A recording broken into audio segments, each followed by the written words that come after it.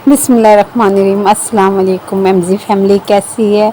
आज मैं MG family के लिए मज़ेदार से गाय के कोफ्ते लेके आई हूँ। आलू कोफ्ते बना रही हूँ क्योंकि ईद का मौका है।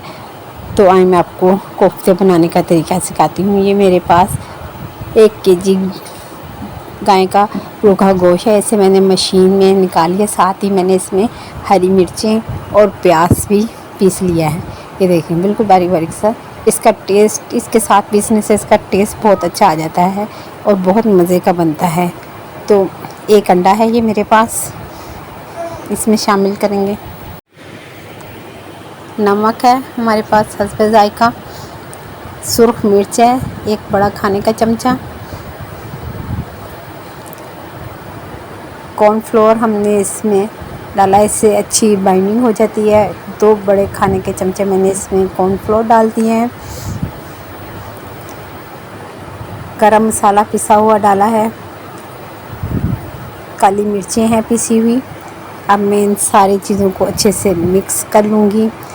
मिक्स करने के साथ ही मैंने अपनी प्याज भी भुनाने के लिए रख दी है, जो इसका मसाला तैयार करना है। ये जब तक हमारे कोफ्ते तैयार होते हैं, साथ साथ मसाला भी तैयार होता जाएगा। अच्छे से हम इसको मसाला, ये देखें, हमने मिक्स कर लिया, सब तैयार हो गया है।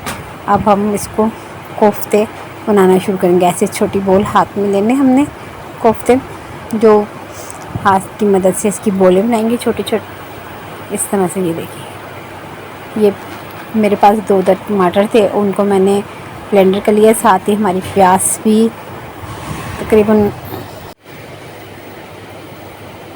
अब हम कोफ्तों को एक कटोरी में हमने पानी ले लिया, उसकी मदद से हम कोफ्तों को बनाएंगे। बहुत ही अच्छे तरीके से ये बनते जा रही हैं। छोटी छोटी बोल हैं, ये देखें, इस तरह से हमने इसकी बोल बना ली है। बहुत ही बनाना आसान है, कोई मुश्किल नहीं है। ये सारी हमारी बोल्स तैयार हो गई हैं कोफ्तों की। और इधर से हमारा मसाला भी तकरीबन तैयार है। प्याज हमारी तैयार हो चुकी है इस तरह से। अब इसको हम ठंडा करके जग में डालेंगे। सारी प्याज को हमने तकरीबन, ज़्यादा हमने इसको ब्राउन नहीं करना, लाइट ब्राउन ही रखना है।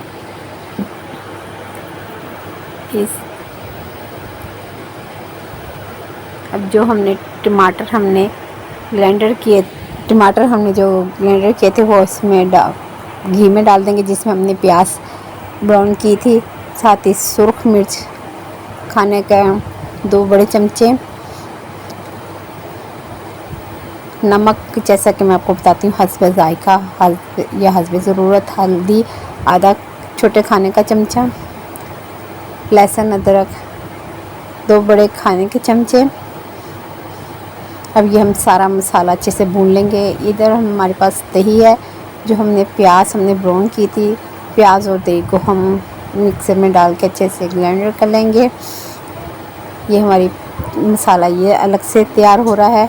ये प्याज और दही को हमने ब्लेंडर में अच्छे से ब्लेंडर कर लिया है। इधर हमारे जो हमने टमाटर, लहसुन, अदरक वगैरह डाला था, वो हमारा मसाला तैयार हो गया। अब इसमें हम कोफ्ते डालकर अच्छे से भूनेंगे आराम से, या एक एक करके डालेंगे ताकि कोफ्ते हमारे बिखर ना जाएं। और इसमें हमने चमचा नहीं चलाना,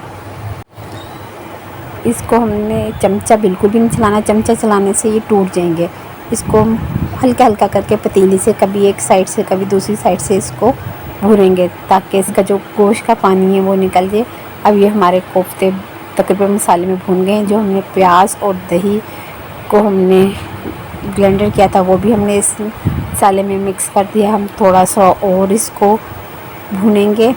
ये इस तरह से आहिस्ता आहिस्ता हम चलाते जाएंगे। साथ साथ हमारे ये मसाला बिल्कुल मिक्स हो जाएगा। ये देखें, इस तरह से बिल्कुल मिक्स हो गया। इसको हम 10 मिनट के लिए हल्की आंच पर ढक देंगे। ये मसाला बिल्कुल, मसाले ने घी छोड़ दिया। इसका मकसद ये है कि हमारा मसाला भी तकरीबन तैयार हो गया है। अब हम इसमें आलू डाल देंगे। आलू डाल के साथ ही हम इसका पानी डालेंगे, ताकि इतना पानी डालेंगे कि आलू हमारे गल जाएं और थोड़ा सा हमारे शोरबा टाइप ग्रेवी सी बन जाए। इस तरह से अब हमारे आलू भी गल गए हैं। अब इसको हम डिश आउट करेंगे। अगर आपको मेरी ये रेसिपी अच्छी लगी है पसंद आई है तो लाइक करें, शेयर करें, दुआओं में याद रखें। आप सबसे मैं अल्लाह हाफ़िज़ चाहती हूँ। अल्लाह हाफ़िज़।